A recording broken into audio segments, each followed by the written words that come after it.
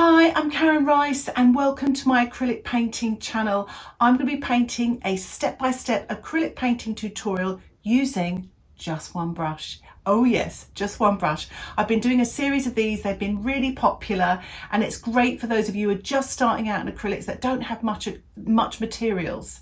I'll also be using just a handful of paints as well. I'll be painting on canvas board, but I'll be using materials that you can find around the house. If you like this tutorial and you'd like to see more tutorials like this, don't forget to subscribe to my YouTube channel where you'll get updates of my latest tutorials. So, shall we get started?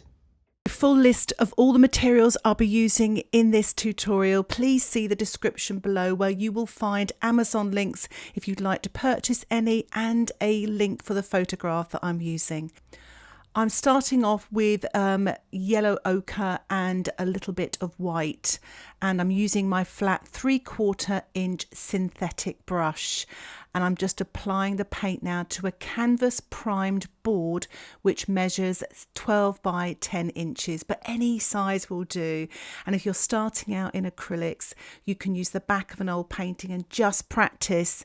And if you need to prime your picture, you can use white matte emulsion paint.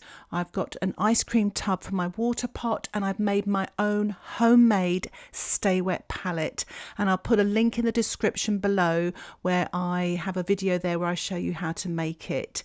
So after I put a little bit of black in the ochre and white, I'm now spattering. So I've watered down the acrylic slightly to spatter some black on, just to get some random marks, and I'll blend those in a moment. I'm just putting on a little bit of a cold blue, a cyan blue with the yellow ochre, and just painting in some grasses in the foreground using the yellow ochre and the blue.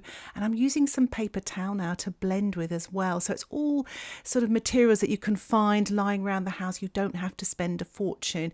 This is fun now because I'm using the paper towel to create a textured, interesting background, just using the black dots, some of the yellow ochre paint, and just stippling and pressing and trying to get lots and lots of textures. My painting has dried now, and I'm using framing tape to actually apply to the dry surface here, and it's actually to mask out the silver birch trees. And I'm sort of I've torn it. As you can see, it's not very even, but it's very effective. You can see there I'm just tearing the tape, trying to get sort of different size trees, thin ones, short ones, larger ones, etc. You may find it easier just to place it onto your canvas and then carefully tear. It does take a bit of practice, but don't worry if they're not all sort of even. It's just to help you sort of mask out those trees. If you don't have framing tape, you can use good old-fashioned masking tape. I'm using a natural sponge now. It's a very old sponge, and I'm just sort of stippling on and printing some foliage for the background. My trees are being protected by the framing tape. If you like and you don't have a natural sponge, you can use a sort of scrubby sponge from the kitchen, or you can carry on using the sort of paper towel sort of scrunched up, whatever you fancy. Again, you can just find materials lying around the house and sort of recycle them almost. So I'm using the yellow ochre, the cyan blue, the black, and a touch of white as well, really varying my colours as I go. I'm using the black almost on its own and printing with that because there's some real darks in the foliage there. It may look too much, but remember the framing tape is actually masking out a lot. So just go for it and have fun with this. It's so therapeutic. It's so much fun. And the greatest thing is you don't need any drawing ability, no painting ability at all. Just, an open mind and have a go. It can create some really interesting effects and can be quite creative. And you can see here I'm using the paper towel again to do some printing with, and it gets some really great textures. I've actually blow dried my painting with a hairdryer to dry it quickly, and I'm using some stiff card here, painting the edge, and then with some white paint with my flat brush, and I'm just printing. So these look like all the sort of thin branches. And if it's not coming off properly, just apply more paint and be patient and maybe rest it on the canvas or your paper a little bit longer so it takes, as it were. And I'm actually sort of printing in some distant trees as well, the very thin trees that would be impossible to actually mask out with the tape. And I'm using now, I did actually add, I wanted a brighter green, so I've actually added some cadmium yellow there and using the cyan blue. I've mixed them together so it's a nice mid green, and I've added a touch of water, and I'm using the flat brush, really loading it and tapping the brush with my left hand so that the paint gets released and you get all these tiny spots, and it's called spattering and it's great fun. And you can actually spatter lots of different colours, it doesn't have to just be this one here, so you can get very creative with your spattering to create wonderful textures.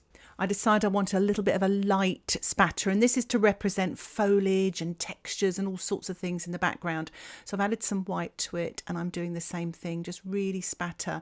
If the paint's not coming off your brush, just tap it a bit harder. Do make sure that you are doing this somewhere not where it's going to get sort of spoilt by spatters of paint. So maybe put some newspaper down or something like that to mask out areas in your house that you might spoil with spatters. You can see it's still wet, but I couldn't resist. I had to take my framing tape off. I couldn't wait. What's really nice here is you've got the underpainting that you painted previously. It's not just a white canvas.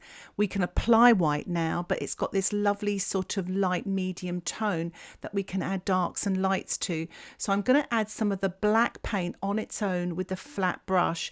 You could use this, another household, or even a Q-tip or something to apply these dark marks on the silver birch tree. So I'm using the corner of my flat brush here and also the flat of it as well, just to try and get lots of variation in the mark making here. Try not to have them all looking the same, and really observe the photograph where some, you know, there's some really sort of strong dark marks on some of those trees. Once you've added all your black dark marks, I'm just mixed up a little bit of the ochre and black just to sort of put a little sort of more of a lighter mid-tone on there so it doesn't look too flat looking and create a bit of interest. When I looked up close at the photograph, I could see this sort of softer yellowy sort of colour there as well. So I'm not putting too much in there, just here and there, just to soften back using this flat brush. I'm just using the white on its own now with the flat brush just to put the white edging on the trees there. The light is coming from the right, so I'm just sort of showing that now, painting the white paint on the right hand side of the tree. And I'm quite an impressionistic painter, so I like to keep everything loose. I'm even sort of blending here with my fingertips here. It makes it so much more fun, you know, when you can sort of be really creative and expressive in your painting. But do what you feel is comfortable. And I know some of my students in the past, with anything a bit messy like this, they do prefer to wear gloves and things like that. So I have to say my hands got very messy at the end of it. I think I'm wearing the right top though for white spattering, because there's lots of white dots in there. I promise you it's not from the spattering though, but it's a bit of a coincidence. So I'm just putting some shadow colours now. It's slightly watered down black and a touch of blue, and I'm putting it on the left hand side of the tree. So we're really sort of creating a little bit of depth to these trees to make them look sort of more rounded. So light from the right, mid-tone in the middle, and the dark shadows on the left. I've gone back with the card now, and I'm stippling in, or printing rather, with the white paint and whatever else is coming off on that palette as well. It's a lot of fun actually, because the black's crept in there, but it's creates some nice textured effects. So really just go for it. You can scrape with that and really create lots of lights and textures. In acrylics we usually work dark to light, so I usually keep my whites and lights right to the end there. I'm using a little bit of the black and the ochre, and I'm printing in some dark sort of branches that you can see in the photograph there, which is really nice. It's probably a good idea to do this on your painting when it's dry, and I'm actually painting some, or printing some sort of darker grasses and sort of broken branches and all sorts of textures on the ground as well, using just this sort of stiff card, and using a little bit of green as well. What's great about this little painting, you could use lots of other different colours. It doesn't have to be representational colours.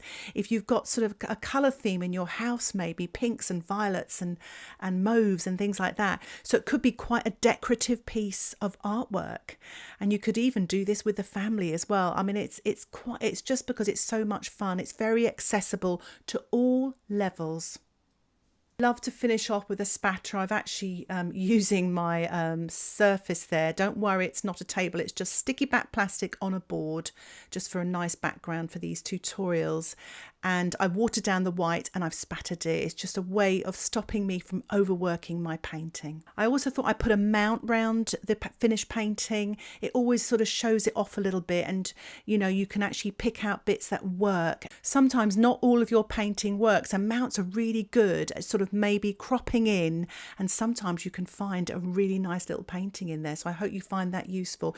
I really hope you enjoyed that tutorial and the fun way of painting these silver birch trees by using the framing tape and painting and sponging and spattering and having lots of fun using that limited palette and just using one brush.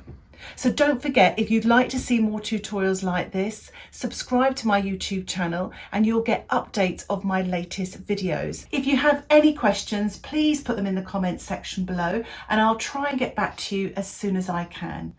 Thank you so much for watching again. Happy painting. Bye for now.